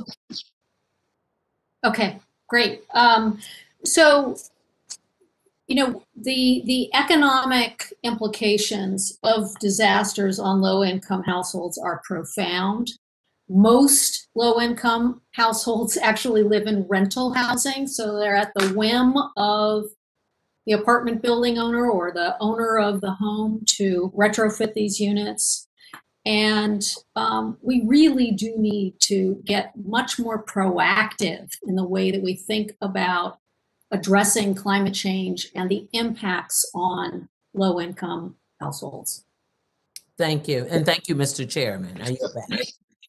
The gentleman from Texas, Mr. Green, you're now recognized for 5 minutes. Thank you very much, Mr. Chairman. You have absolutely hit a home run with this hearing. I am also very grateful to Ms. Wagner because she and I have worked together on the CDBGDR disaster relief bill. And the CDGBDR bill is something that we hope to get passed again. We passed it in the House in the last session. And thank you, Ms. Beatty, for your very kind words. I always appreciate being in hearings with you, and you spoke quite well. I can compliment you for your many ways that you get things done. Thank you. Now, let me talk quickly about a couple of things. The first is I have a commissioner in Fort Bend County who has called something to my attention, and he has indicated to me that in Fort Bend County, they have levees. These are FEMA certified levees, Mr. Chairman, and he indicates that these levees protect from flooding. And it is his position, and I tend to agree with him, that if these levees are protecting from flooding and they are certified by FEMA, he believes that the cost for the flood insurance should be reduced because the risk is being reduced by the levees. And the cost should be directly proportional to the risk. If the risk goes down, then the cost should go down. So I'm going to ask Ms. Poche, would you please give some comment on this? Well, I think that these are very good questions, Congressman, and we should be modulating the cost or the cost and the insurance coverage based on actual risk. I think often we have really underestimated the risk. We hear now all the time about 100-year flood zones, and we're having floods in those areas every 5-8 years. So we have got to not only update our information and make sure that it actually takes into account the risk of much more extreme and more frequent storms, but we also need to understand that the old ways that we've been looking at this are just not working anymore. So even in an area that might be protected by a levee, we've seen those levees fail. So we should be really importantly focused on the actual risk to communities, and the others are protected. Thank you very much. Let me do this, Mr. Chairman. I'm going to offer for the record a document, a communique from this commissioner, Commissioner Ken DeMerchant. He has some additional 12, 13 points that I think would be worthy of our consideration. So I'd like to place this in the record. And I'd like to continue with another issue, understanding that there'll be more that we will do and talk about as it relates to the issue that he's called to our attention. Right now, Commissioner Ellis, you have had some concerns with reference to the CDBG-DR funds getting to you. HUD has recommended that we change this system. The HUD OIG has indicated that we codify the process so that we don't reinvent the wheel every time there is a disaster. And I'd like to get your response in terms of how codification could be of great benefit to the recipients of the funds, if you would.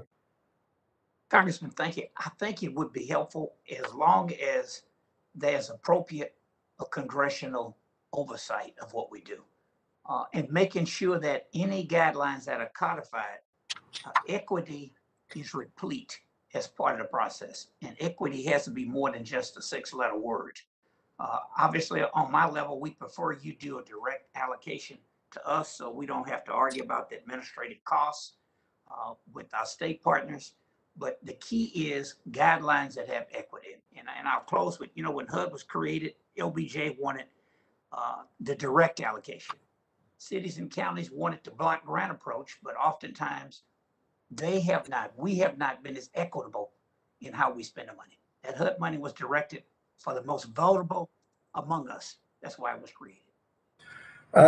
Just as a quick follow-up, also, I'm sure you're concerned about the timely manner in which the funds are received. That has been a problem, I think, and I agree with you, direct allocation would work. We are attempting to put together a means by which that can take place. And I believe that it is doable. We've done it before. Hopefully we can put this into some sort of codified language and make it permanent. Finally, this, with reference to my next opportunity to talk about this, I will yield back my time today. Thank you very much. Thank you, Mr. Green. The gentlewoman from New York, Ms. Maloney, you're now recognized for 5 minutes. Thank you, Mr. Chairman, and thank you all for your testimony. And it's a very important topic. The hearing touches on the intersection of two crises which are being felt acutely in my city, New York, the climate crisis and the affordable housing crisis. Climate change is one of the single most pressing threats facing New Yorkers, this country, and the global community. And our most vulnerable communities are bearing the brunt of the consequences. As we look to building back better, we must do so with a focus on climate justice and climate resiliency. For New York City, that means investing in a green future for New York City's public housing. To celebrate Earth Day this year, I gathered with climate activists and NYCHA residents to discuss efforts to invest in climate solutions while also addressing our affordable housing crisis. The Green New Deal for public housing, introduced by my colleague Ocasio-Cortez, would help us achieve this by investing up to $180 billion over 10 years in sustainable retrofits that target urgent maintenance repairs, improvements to residents' health and safety, and the elimination of carbon emissions. It also provides funding to electrify all buildings, add solar panels, and secure renewable energy sources for all public housing energy needs. In short, it will make federal housing cleaner, safer, and greener. Ms. Poticha, do you believe that the federal government should include carbon reduction and climate resiliency when we invest in affordable housing? Thank you, Congresswoman. I appreciate the question, and I really appreciate your vision for a more comprehensive set of solutions, because what we know, the science tells us that even if we go full bore on making our communities as resilient as possible, we are still going to be facing the impacts of climate change. And affordable housing is so essential to be a key role in our response, because these are the people who are the most vulnerable. They are the most vulnerable to harm when their home doesn't have tight windows, air comes in, moisture builds, they get asthma, they're sent to the hospital. But they're also more vulnerable due to an inability to have a really stable home. So the more that we can connect climate resilience and affordable housing as one issue, that really, I think, is the place that we should be. Well, as a follow-up, will the failure to invest in climate resiliency lead to the loss of more housing units, contributing to the affordable housing crisis in our nation? Again, well, absolutely. Thank you very much. I mean, I think that what we have seen after community is housing that has not been kept up to standards. These are the most vulnerable households to an extreme weather event, a hurricane, or a big wind event. And if we start to lose those housing units, we're starting to really see a catastrophe in our communities. And in your written statement, you mentioned 2 action items we can take to address equity housing and climate resiliency. 1, supporting community-led development, and 2, funding community ownership. I recently introduced the Affordable Housing Preservation Act with Representative Omar, and the legislation will establish a $200 million grant program run by HUD that would support nonprofits in their efforts to create and preserve affordable housing options by developing cooperatives for low-income homeowners. This legislation seems to align with your prescription of supporting community-led development and funding community ownership. Can you elaborate on how these 2 principles are important for addressing climate, equity, and housing? Yes, thank you for that question.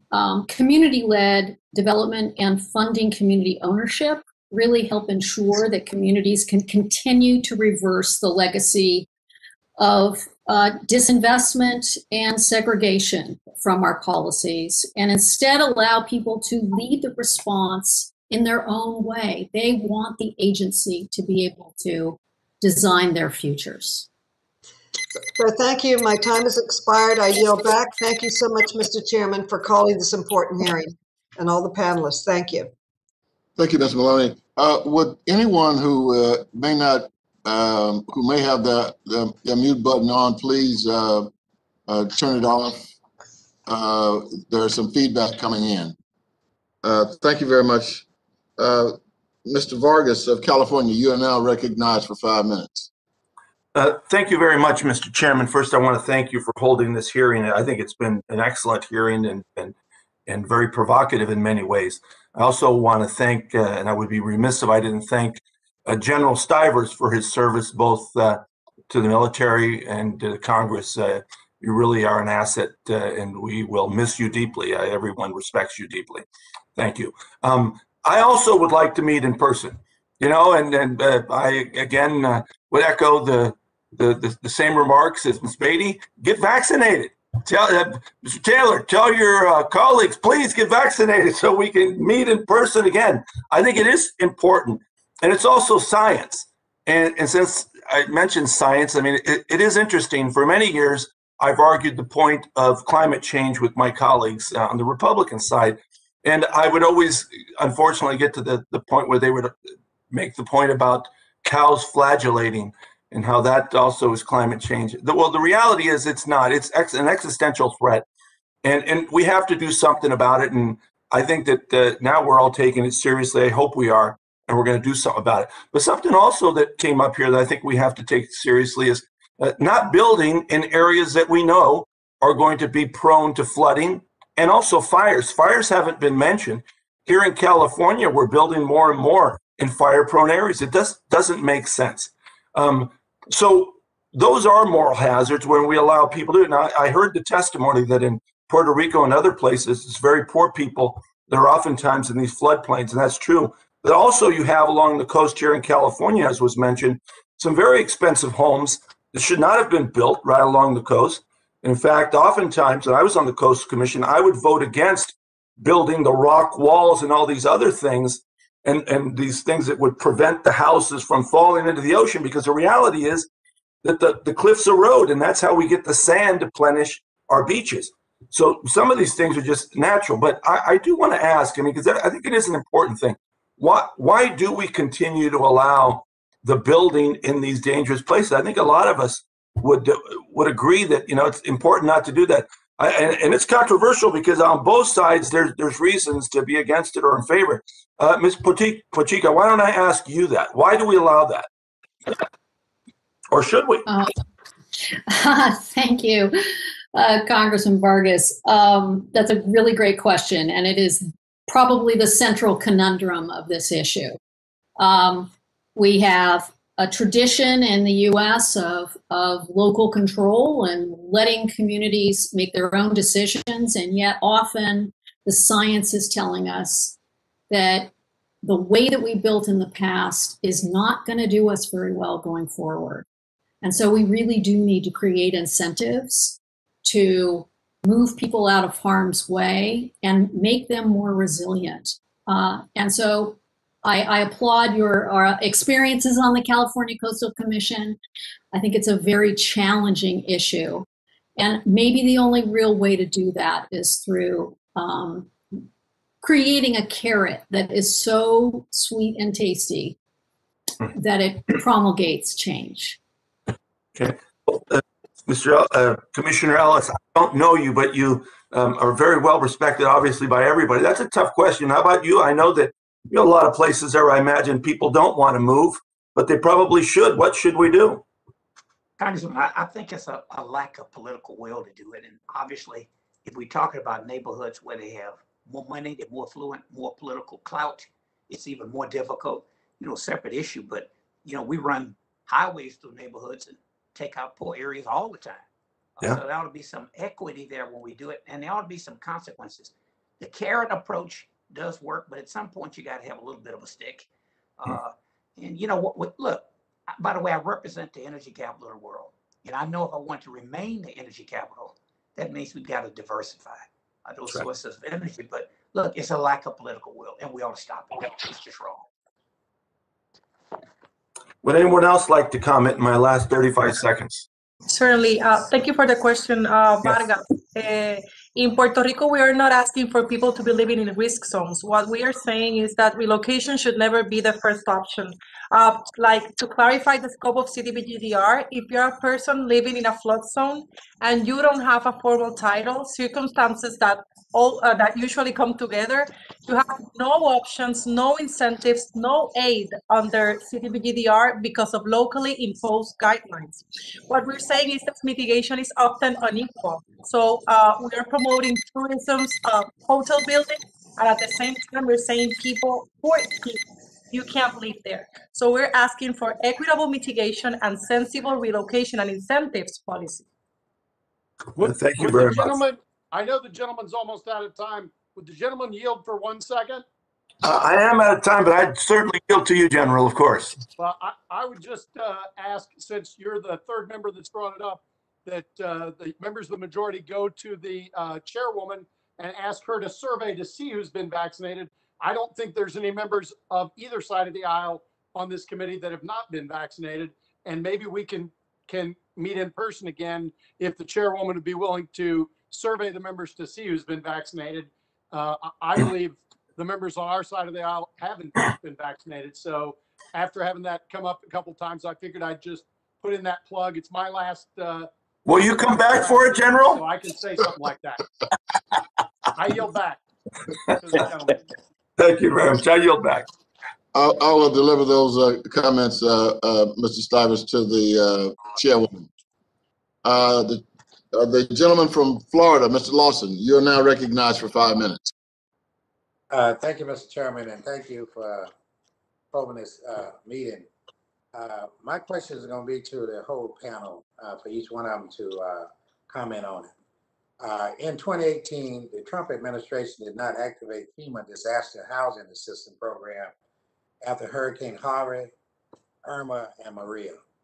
The program provided direct rental assistance and case management for low-income residents displaced by the disaster. 60% of Maui victim was denied FEMA assistance monthly. After Harvey, just 26% of the people who applied for FEMA, Small Business Administration assistance has been approved according to December 2017 survey. Navigating assistance can be hard for anyone, but especially for impoverished victims of the storm. Should FEMA Disaster Housing Assistance Program be activated, and how can the government improve the approval rate for low-income residents who have been negatively impacted by the natural disasters? And that is for the whole panel.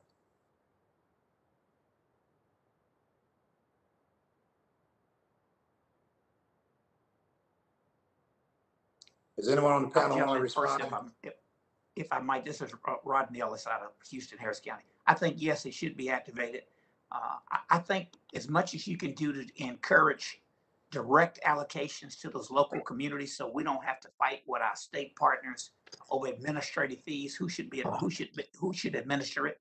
And I think it would be wise to call us back in and explain what we do. Give us some deadlines, and if we don't meet them, ask us to explain why.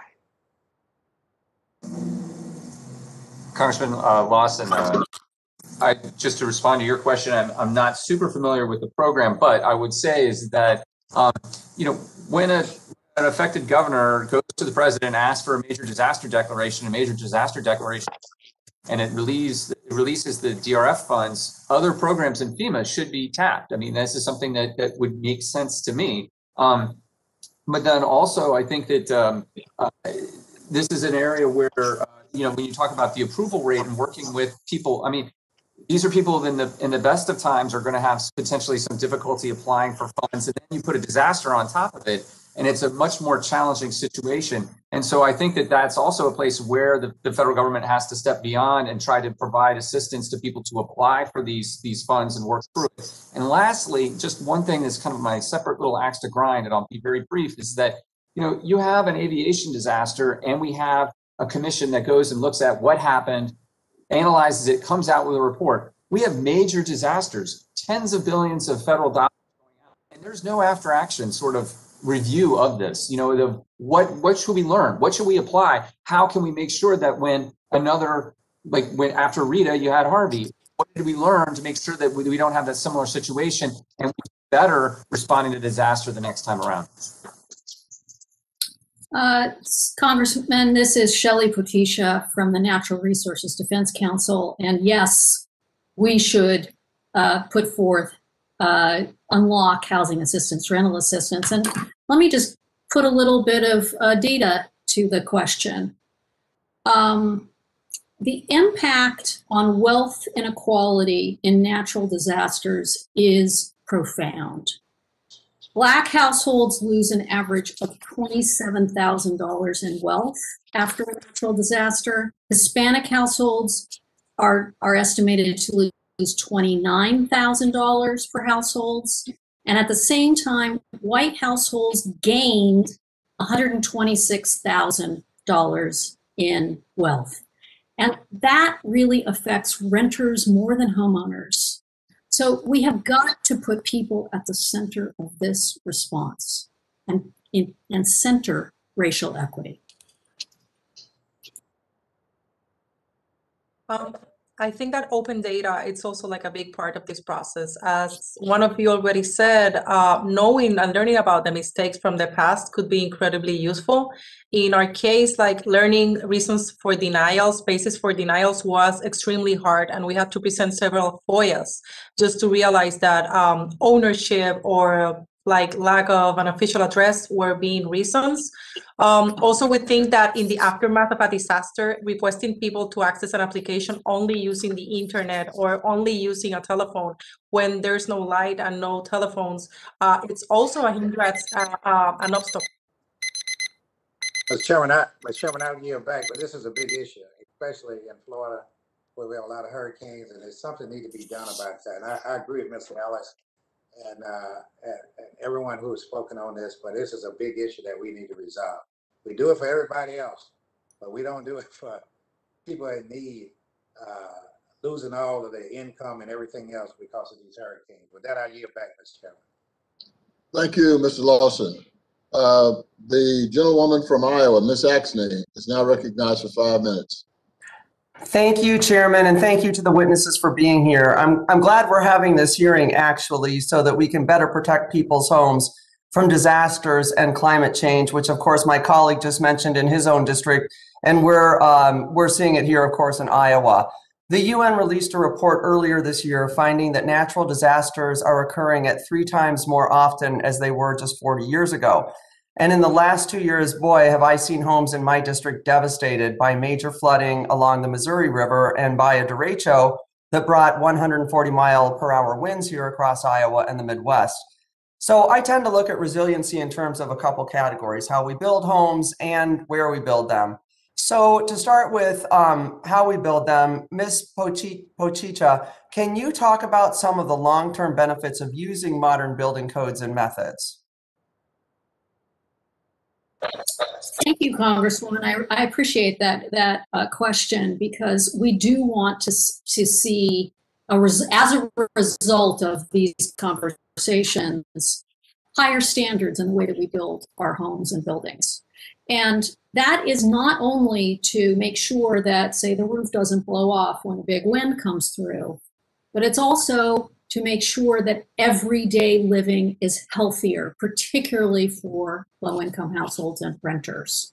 We know that incidents of asthma are much higher in Black and brown low-income communities when a building doesn't have full enclosure, which actually also reduces energy use and helps us mitigate climate change.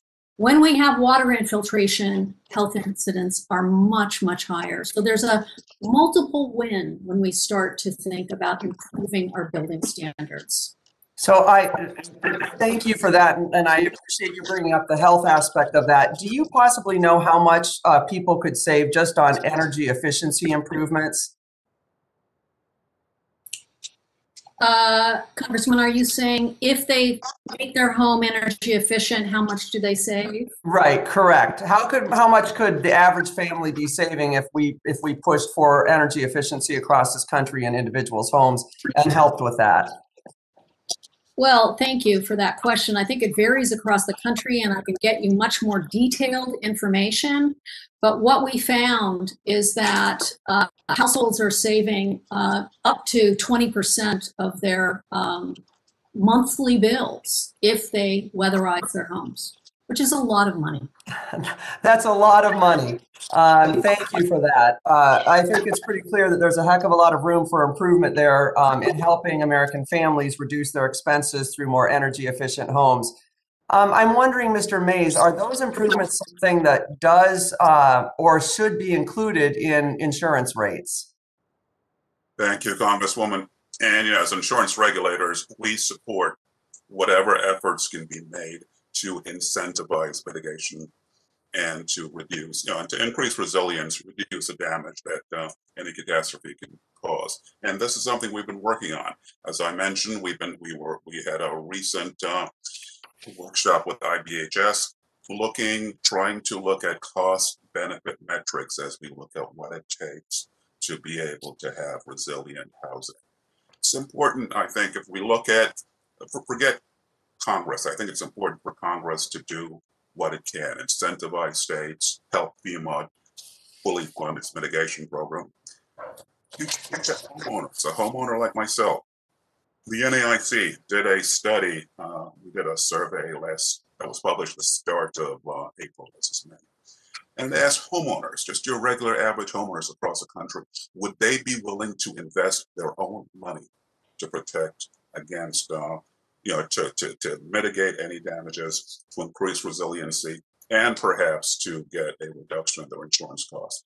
And if you take a look on it, you will be stunned at how many homeowners want to do that. I think the need is there, the understanding is there. And we as insurance regulators are working with industry and working with academia to see what we can do to ensure that these building codes, A, are best done as strongly as possible to preserve the housing stock, and B, that any savings are recognized by those households that actually take advantage of resiliency measures. Well, thank you. And real quickly, I want to get in here on my colleague Lawson's same kind of thinking there. I've got folks who are still waiting to make sure that they can get their funding and get bought out in this district. Are there ways that you all think we could better serve constituents through FEMA? Well, yeah, why don't you answer, Mr. Mays? The time is out. Why don't you go ahead and respond? If that were directed at me, I'm perhaps not the person to answer that as a state insurance regulator. That's a federal issue. It's an issue of federal policy. And I just don't feel it's within my purview as a state insurance regulator to respond to that. Any other folks on the panel that would like to respond? This is Rodney Ellis. Any additional money that goes into the buyouts would be helpful. Voluntary buyouts helps give people a price that would incentivize them to make the move. Thank you. Thank you, Ms. Axley. The gentleman from New York, Mr. Torres, is now recognized for 5 minutes. Thank you, Mr. Chair. The destruction of property at the hands of climate change is as much a human disaster as it is a natural disaster. Decisions about the design, construction, and siting often determines the extent of the property damage caused by a climate event. Take as an example the varied impact of California's 2018 wildfires. In 2008, California established rigorous building codes. 51% of the properties built after 2008 went undamaged during the wildfires. By contrast, only 18% of the properties built before 2008 went undamaged.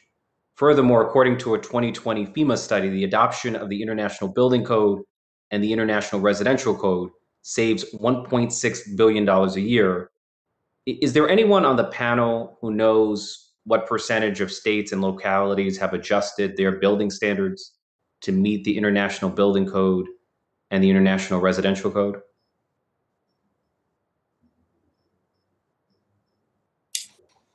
Congressman Torres, this is Shelley Patisha. I would be happy to get back with you on that information. I don't have it at my fingertips right now. And should the government, now I have a policy question, should the government mandate adoption of International Building Code, International Residential Code as a condition of receiving federal funds, but when it comes to the expenditure of federal funds on infrastructure, particularly housing? Are you directing that at me? Yes. Okay. We need to get everyone to adopt these more stringent codes, because not only is it essential to drive down energy use in existing buildings, it's the most cost-effective way of reducing climate pollution. And until we have a common set of standards and even the ability of some jurisdictions to take further action beyond, I do work in San Jose, which has adopted a very aggressive building code standard, net zero. We need to do this in order to meet our climate challenge. I can't state how urgent this is. And is there anything else that the government can do to ensure the sustainable and equitable design, construction, and siting of housing?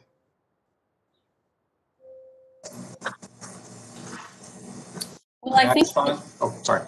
Please go ahead, Steve. Congressman, I think that it really, if you look at how much money is going out the door by the federal government, there needs to be greater strings attached. I mean, essentially, the communities and homeowners and states have to do their part as well if they're expecting Uncle Sam and citizens around the country to do their part. So I have no problems of tying strings to federal assistance to actually have stronger building codes and build back in ways that are more resilient and less vulnerable. And so I think that is a critical area. And if a community or individual doesn't want to do that, don't take the money. But apart from the adoption of the International Building Code and the International Residential Code, what strings should we attach to the expenditure of federal funds? Well, a lot of it comes down to is planning and being ready for these inevitable disasters. I mean, one thing that you find is that if you already have a plan in place of, okay, when the disaster occurs, we're going to buy out these particular properties, or we're going to do this particular mitigation action, you have an opportunity, a tragic opportunity, but an opportunity nonetheless to remake your community and less vulnerable. So we should be requiring certain plans and policies to be in place. And we should be rewarding communities and states that do more with more assistance and trying to drag along the laggards. If I could just build on that, I would also say that communities need resources to engage with leaders in the community to get ahead of a disaster and plan in a proactive way. That's why I focus on community-led low-carbon development, because if you have an ability to get the community engaged in order to prevent the damage that is likely to happen, that can do a lot. And then quickly, I don't know if I have time, but if you could just, both HUD and FEMA have recovery funds programs. What has been your experience with each of those programs in terms of the ability to access the funds and the flexibility around the expenditure of those funds? Commissioner, I'll direct the question to you. Congressman, thank you. I was going to say on international building codes, make sure there's flexibility. You know, we got 50 inches of rain from Harvey in Houston, and that may not be the case everywhere in the country. But look, as much as you can give a direct allocation with accountability, it helps. What we've run into in Houston is us disagreeing with our state partners. And then sometimes the government entity wants extra money to balance that budget on administrative fees. And then we don't get administrative fees, and we take it from low-income people so we can administer a program that somebody's looking over our shoulder on. That's a great question. Thank you, Mr. Torres. The gentleman from Texas, Mr. Gonzalez, is now recognized for 5 minutes. Thank you, Mr. Chairman. My question is for Mr. Ellis. Mr. Ellis, the Fair Housing Act protects people from discrimination when they're renting or buying a home, getting a mortgage, seeking housing assistance, or engaging in other housing related activities. In the aftermath of disaster, several states have been sued over their inequitable or discriminatory allocations of disaster recovery funds, which were found to be in violation of FHA. For example, in 2014, the state of New Jersey settled for $240 million after a HUD investigation found that Black and Latinx residents were disproportionately denied recovery and building assistance, and that the state had not conducted sufficient outreach to communities of color, low-income people, and people with limited English proficiency. How does Harris County, Mr. Ellis, how does Harris County work with the state of Texas to ensure that fair housing planning and disaster recovery planning go hand in hand? Congressman, thank you. It's a big challenge. We have asked our legal department, we've tasked them with making sure that they try and root out any vestiges of discrimination. I mentioned earlier, in Texas, we still have that requirement in state law that you get points based on whether or not local officials sign off on putting housing in a certain neighborhoods. So it's a big problem. The NIMBY issue is there. I don't think there's as much sensitivity on the state level as there is in local communities. But look, I welcome the renewed interest in fair housing on the federal level, particularly from the new Secretary of HUD. I think it's a good thing.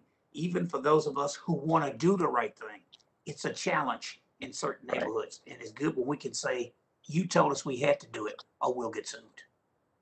Yeah.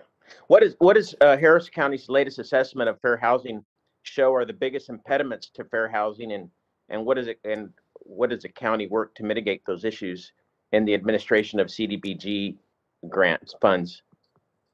Well, start with that requirement that you've got to get sign off from other elected officials. It's also a big challenge for us in disputes with our state partners on this 1-bedroom, 2-bedroom policy. You know, if you go in and a house had 3 bedrooms built and there are only 2 people left in it, it's the largest investment that family has. GLO is taking the position that you can only go back with 2 bedrooms. City of Houston decided to put local dollars up to match it. We've not done that on the county level. We're going to go back and appeal to HUD to overrule the GLO on it. I mentioned earlier when your colleagues asked why were they doing it. I think the chairwoman asked. I think it's because they were worried there wouldn't be enough funds to go around. But it's a big problem in Harris County and other areas. Other big problem for us is protecting the investments you all have given us in housing. So we assume in our region, we got about $1 billion for the city, City of Houston, $1 billion for the county for housing. We would assume we should get a comparable amount out of CDBG mitigation funds to go and protect that housing. But so there are a lot of challenges there. Any oversight you all give us, Congressman, any questions you all ask of HUD and to the GLO will be helpful.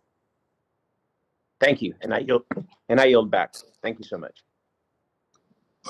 Thank you, Mr. Gonzalez. Let me thank all of our witnesses for their testimony today. This has been a very enlightening hearing, and without any objections, all members will have 5 legislative days within which to submit additional written questions for the witnesses to the chair, which will be forwarded to the witnesses for their response. I ask our witnesses to please respond as promptly as you are able. Without objection, all members will have 5 legislative days within which to submit extraneous materials to the chair for inclusion in the record. I remind members that written questions and materials for the record should be submitted to email address provided to your offices. Unless there's any additional information to come before the committee, this hearing is now adjourned.